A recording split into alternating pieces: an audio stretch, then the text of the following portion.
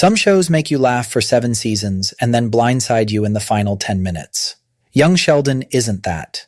It's been quietly breaking your heart since season 1. You just didn't clock it every time.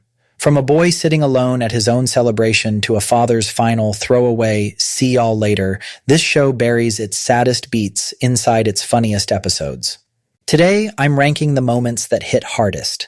Some of these you'll remember instantly. A couple of them, I promise, you slept on. We start with an entry that barely registers the first time you see it. Season 6. Sheldon's flying out to Germany with Mary, and Missy's staying behind. On paper, that's it. A brother and sister split up for a few weeks.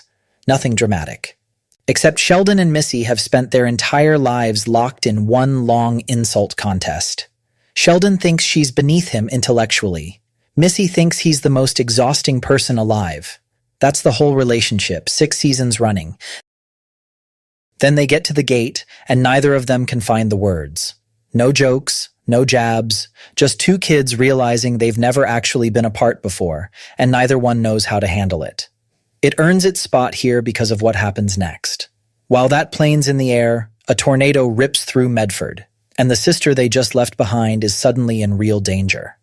The nerves at the gate stop being cute and start being justified. Same theme, earlier season. Missy goes through her first real heartbreak, and normally that's not list-worthy on its own. A teenage breakup is a teenage breakup. What makes it land is the timing. While Missy's silently falling apart in her room, George and Mary are having a full-blown screaming match downstairs. The whole house is on fire, and nobody thinks to check on the one kid actually hurting. Eventually, she just climbs out her window and leaves. The only one who goes after her is Sheldon, the least emotionally equipped person in the family. That detail says everything about where Missy sits in this household's priority list. Keep both of these in your head, because the show is building 2 patterns here. Whenever the twins get separated, something bad happens, and Missy has to disappear before anyone remembers she exists. That second pattern reaches all the way outside the Cooper family, into the story of a girl who might be the most quietly devastating thing this show ever wrote. But first, 2 adults hit rock bottom in ways that mirror exactly what Sheldon fears his own future looks like. Season 6 finale. The tornado from before finally lands. George grabs Missy and throws himself over her in a ditch while the storm tears past them. And in that exact moment, dirt, wind, debris flying, Missy apologizes for everything. The acting out, the stolen truck, pulling away from the family all year. She tells her father she loves him. It's not the tornado that gets you, it's the timing. Missy had spent most of that season convinced nobody wanted her around, and here, buried in real danger, she finally says the thing out loud, to the one parent she'd been shutting out. It's one of the most honest father-daughter scenes in the whole series, and it happens less than a season before George is gone. You don't feel that weight the first time. On a rewatch, it's brutal. Different flavor of sad. Dr. John Sturgis has spent his whole career chasing a Nobel Prize. It's not a goal for him, it's his entire identity. In the season 2 finale, he has to face the very real possibility it's never coming. That realization triggers a genuine mental health crisis, serious enough to hospitalize him. And when he comes out the other side, he ends his relationship with Connie, not because he wants to, but because he's convinced another episode would make him a burden to her. She never asked for that. He decided it for both of them. Here's why it matters beyond the 2 of them. Watching a brilliant adult lose his grip like that terrifies Mary. She starts wondering quietly whether that's Sheldon's future too, whether being that smart is a risk in itself. She's not entirely wrong to worry. There's another gifted kid on this show whose intelligence didn't save her from anything at all. Her story unfolds so slowly across so many seasons that most people don't even put her in their top 5. They should. Paige Swanson shows up as Sheldon's intellectual match. Smart, competitive, someone to measure himself against. But almost immediately, you see the cracks underneath. Her parents fighting in public, a marriage coming apart at the seams, and by season 3, a divorce. What happens to Paige afterward is some of the most painfully realistic writing this show ever did. Her grades slide. Her attitude changes. She starts shoplifting. She turns up at a college party looking nothing like the sharp kid she used to be, and every time she reappears over the next several seasons, she's a little worse off. Eventually, she talks Missy into stealing George's truck and running away with her. Then she's just gone. The show never circles back. No closure, no update, nothing. Silence is the point here. Paige is what Sheldon might have become without a family that, for all its dysfunction, held together just enough. Same brain, no safety net. Missy spent years telling anyone who'd listen that her family had stopped seeing her. Nobody listened. In season 2, a twin study literally confirms it. She feels neglected because Sheldon soaks up so much of the household's attention. That's not her being dramatic. It's a documented finding. By season 6, she's saying it out loud. Nobody told her the new baby had arrived. Nobody checks on her. She's had to raise herself. Whether stealing that truck was the right call is a separate conversation. What isn't up for debate is how long those feelings had been building, since season 2, minimum I, and how nobody in that house took her seriously until she did something drastic enough to force their hand. It's the same loop every time, she asks. Nobody hears her, she acts out, and everyone acts shocked that she's angry. Paige and Missy together prove something uncomfortable, that people can love you completely and still fail you completely. 2 entries remain, and neither one is about kids being let down by adults. They're about the adults losing the one thing holding their whole world together. A teenager from Mary's church dies. It's a season 2 episode, and it doesn't just sadden Mary, it breaks something in her. She stops going to church. She starts drinking. She's furious at God in a way that's genuinely unsettling, because her entire identity up to this point has been built on her faith. Take that away, and she doesn't know who she is anymore. Nobody in the family can reach her. Not George, not Mima. It's Sheldon, 9 years old, who eventually gets through, using a scientific argument about the universe's complexity to suggest faith and logic aren't actually enemies. That it works is sweet. That a 9-year-old had to be the one to fix it is gutting. Mary is supposed to be the strong one, the one holding everyone else together, and here, her youngest has to invent a reason for her to keep believing.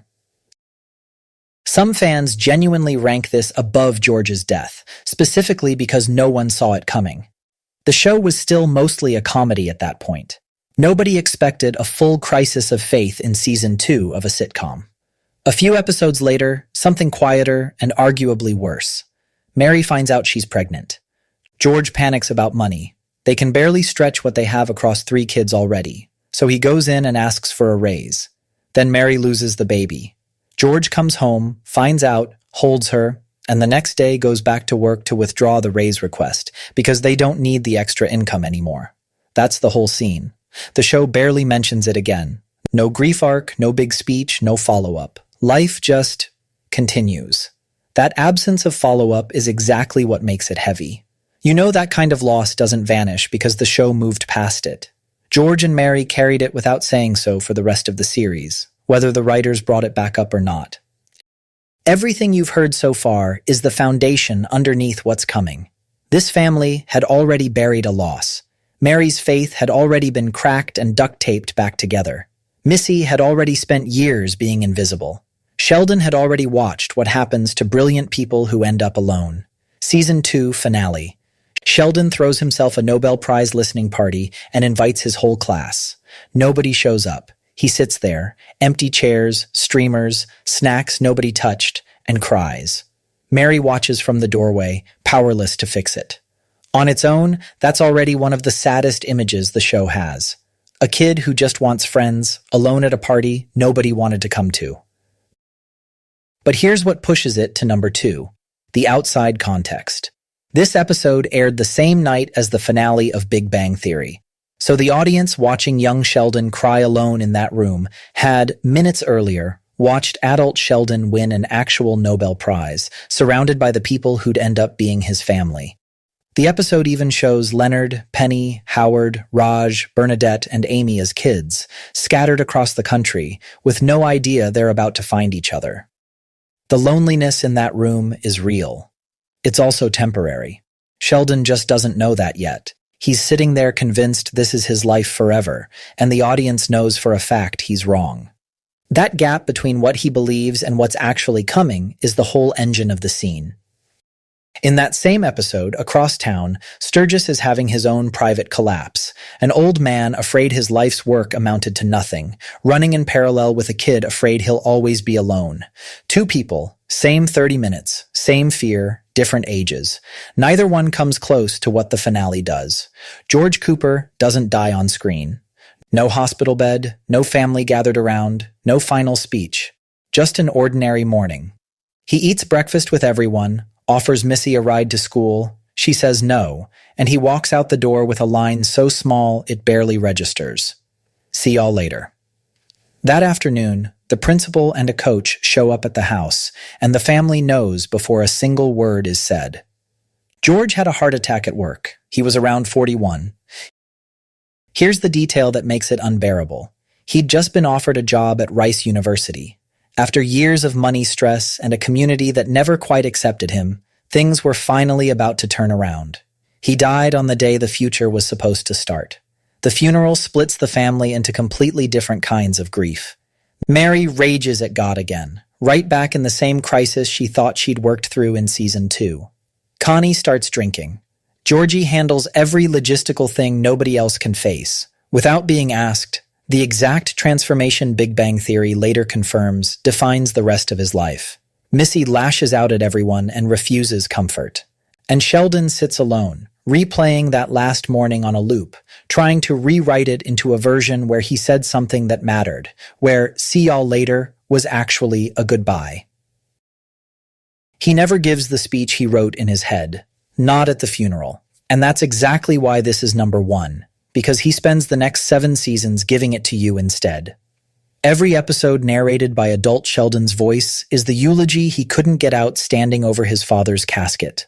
The entire show, start to finish, is Sheldon finally going back and noticing everything he missed the first time.